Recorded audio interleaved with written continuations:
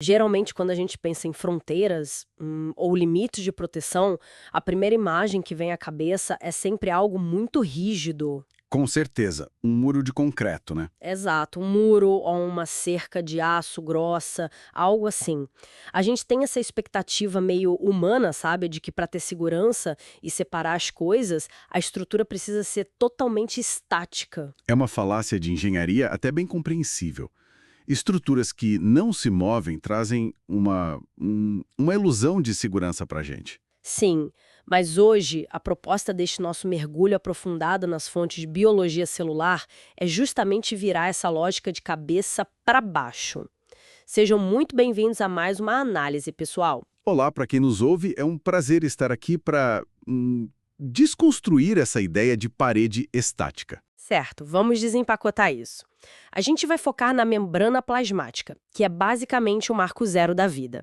É a única fronteira que define o que é a célula e o que é o caos do universo lá fora. E o que é fascinante aqui é que a natureza rejeitou completamente a rigidez. Para a célula existir, ela escolheu um caminho tipo termodinamicamente muito mais inteligente. Não é só uma parede passiva, né? É quase como uma alfândega altamente seletiva. Exatamente. A nossa missão hoje é dissecar o famoso modelo mosaico fluido. Mostrar como essa fronteira celular é, na verdade, uma interface super dinâmica, ativa e quase computacional na forma como toma decisões. Mas para entender esse controle todo, a gente precisa olhar do que esse muro é feito. E ao contrário do que a intuição diz, a fundação primária dessa muralha é feita de lipídios. Gordura. Isso, essencialmente gordura. Fosfolipídios e colesterol, de acordo com as anotações do material. E eu fiquei impressionada como a química desses lipídios é o motor de tudo. É. A arquitetura deles é brilhante. As fontes deixam muito claro que os lipídios da membrana são moléculas anfipáticas.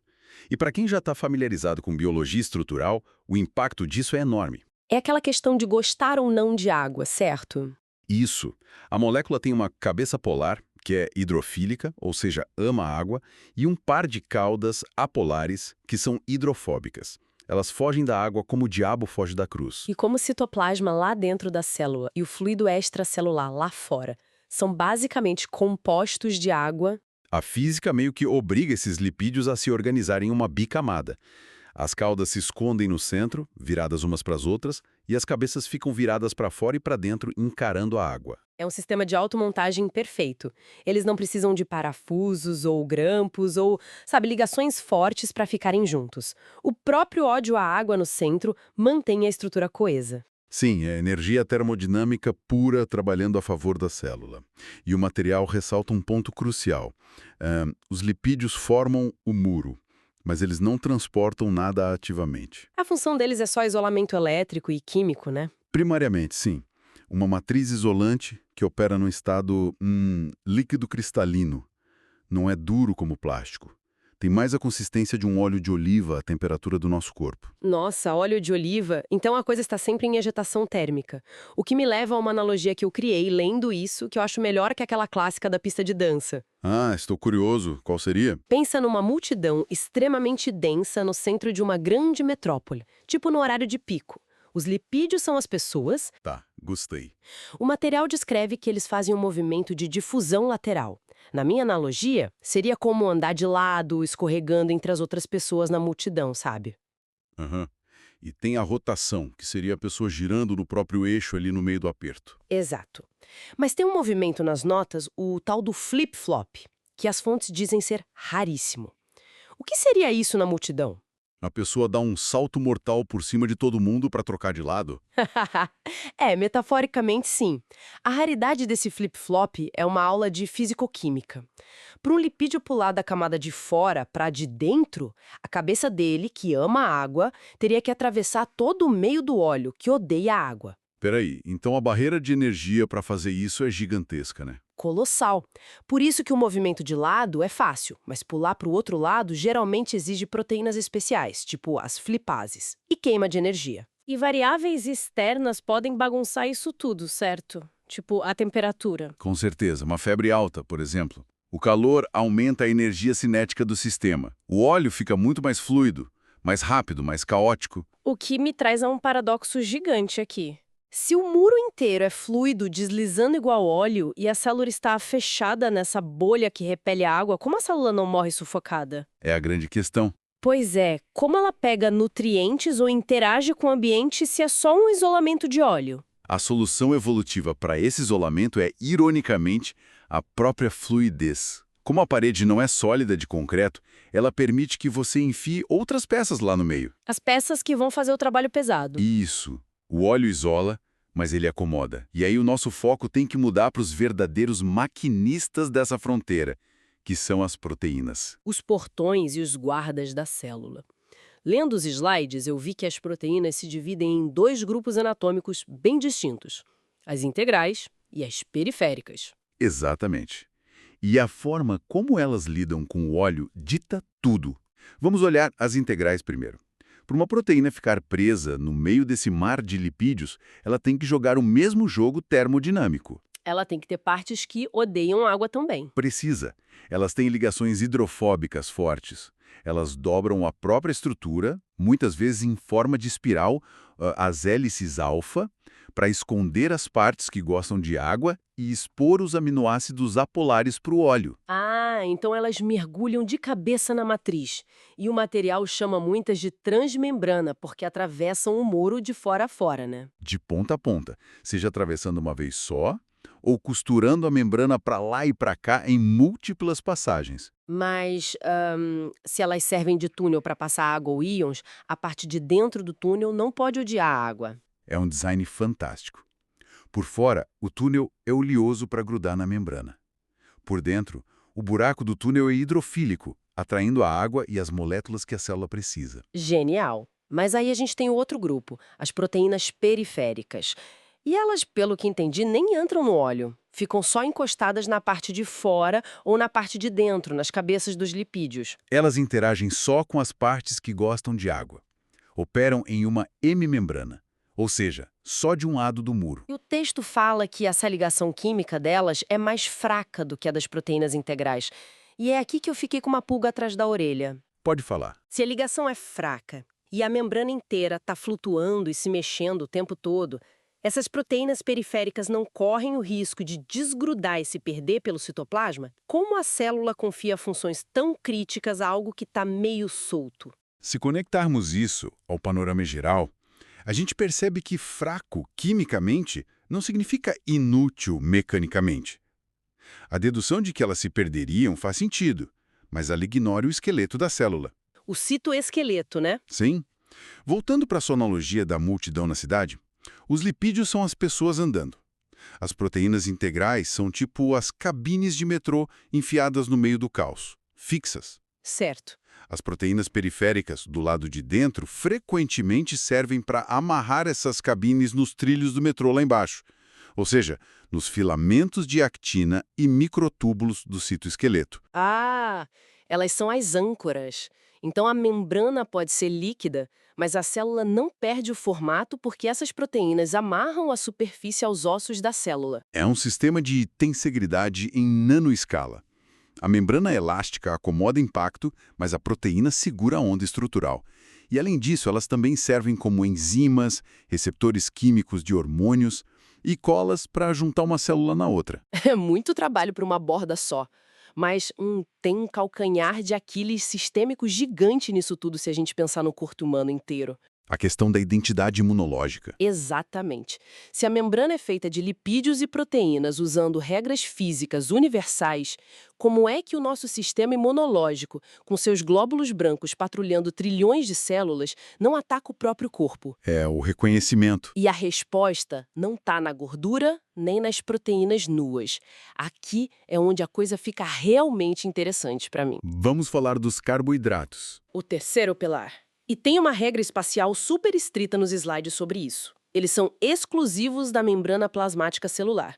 Você não acha eles nas organelas de dentro, tipo o núcleo. E mais crucial ainda, eles só ficam do lado de fora da célula, apontando para o espaço extracelular. É um sistema de identificação voltado para a rua. Eles não ficam soltos, né? Eles grudam nos lipídios, formando glicolipídios, ou nas proteínas, formando glicoproteínas. E formam o que chamamos de glicocális, que, se a gente pensar em teoria da informação, é um código de barras com uma densidade fenomenal. Eu li que em fotos de microscópio, esse glicocális parece uma floresta espessa de açúcar crescendo no telhado da célula. Uma floresta química. Porque o açúcar, os monossacarídeos, eles podem se ramificar de milhões de formas diferentes. É uma assinatura em 3D muito mais complexa que uma linha reta. E a literatura diz que isso serve para adsorção, tipo grudar partículas e criar um microclima ali na superfície, e para o reconhecimento celular. Isso levanta uma questão importante sobre como o corpo sabe quem é cidadão e quem é invasor. Células de defesa não têm olhos. Elas tateiam o mundo no escuro. Usando química. Sim. Quando um glóbulo branco encontra uma célula, ele encaixa os receptores dele nessa floresta de açúcar. Se o formato bater com o código do próprio corpo, ele diz, beleza, você é daqui, e vai embora em paz. E isso meio que explica toda aquela complicação trágica das rejeições de transplante de órgãos, não é? Explica perfeitamente. Porque quando a gente ouve falar de rejeição, parece que o corpo do paciente falhou, mas na verdade, no nível microscópico, o sistema imune dele está funcionando perfeitamente. Fazendo exatamente o trabalho dele. O órgão doado vem com uma floresta de açúcar com um desenho diferente, com glicocálice diferente. O sistema imune tateia, não reconhece o código de barras e assume que é uma bactéria gigante ou uma ameaça. Sem aquele aperto de mão molecular perfeito, o corpo inicia a destruição do órgão. Por isso, a medicina moderna foca tanto em mapear essas identidades de membrana para tentar achar o doador mais parecido possível. É fascinante. Então, recapitulando, a gente tem o óleo fluido, os portões de proteína ancorados e a floresta de açúcar para identificação. Mas a membrana não é só uma bolha redondinha o tempo todo, né? De jeito nenhum. Ela se adapta. O que chamamos de especializações. O material foca bastante nas microvilosidades. Eu achei muito legal pensar no problema geométrico que algumas células têm, tipo no intestino. É o problema de ter pouco espaço e muito trabalho. Isso. O tubo intestinal é estreito, mas a célula precisa absorver uma quantidade massiva de nutrientes. Se a superfície fosse lisa, não daria conta.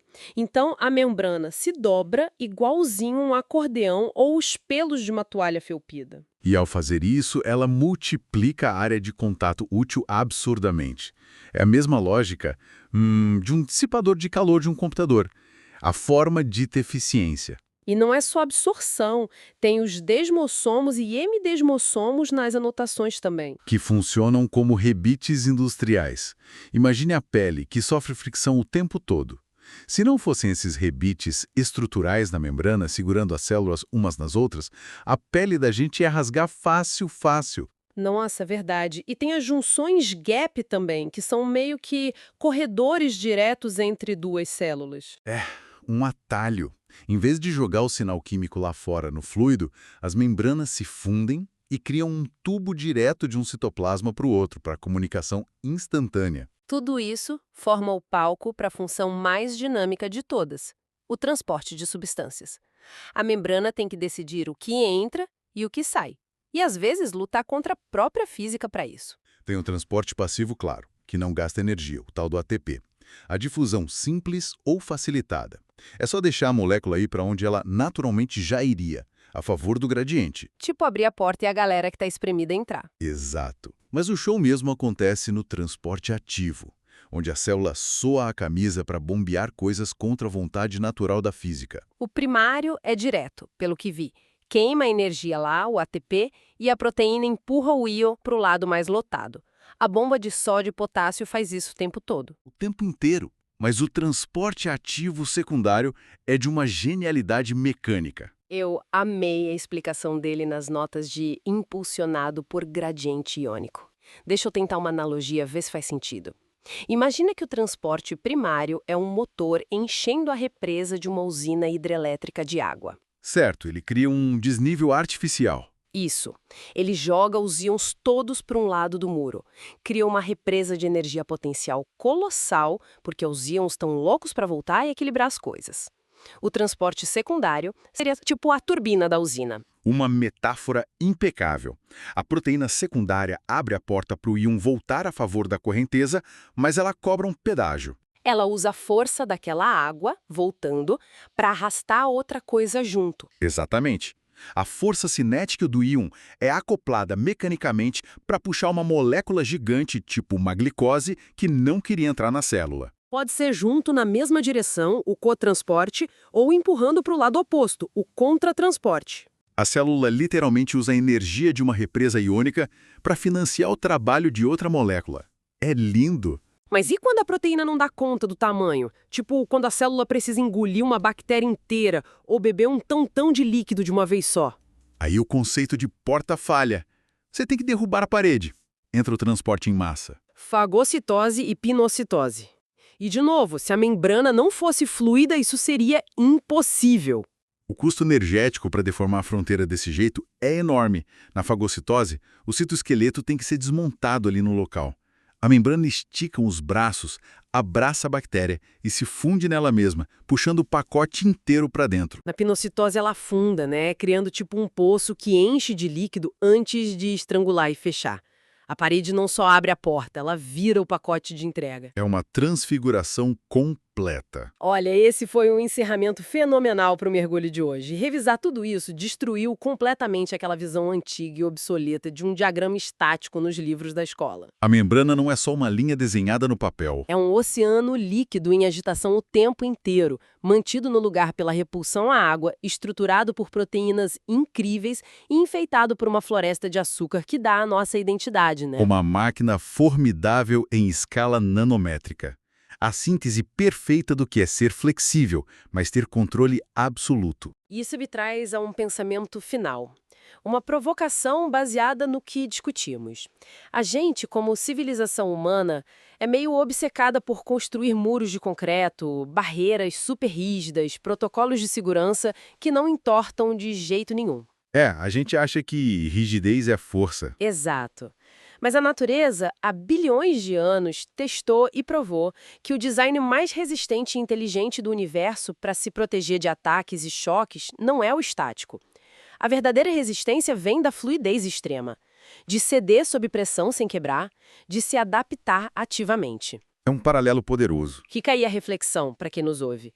O que as nossas próprias cidades, as nossas infraestruturas digitais e de segurança poderiam alcançar se a gente parasse de focar em muros sólidos e tentasse imitar a sabedoria desse mosaico fluido celular. Uma excelente pergunta para fechar o nosso assunto hoje. Mais este mergulho aprofundado e a gente se vê na próxima exploração.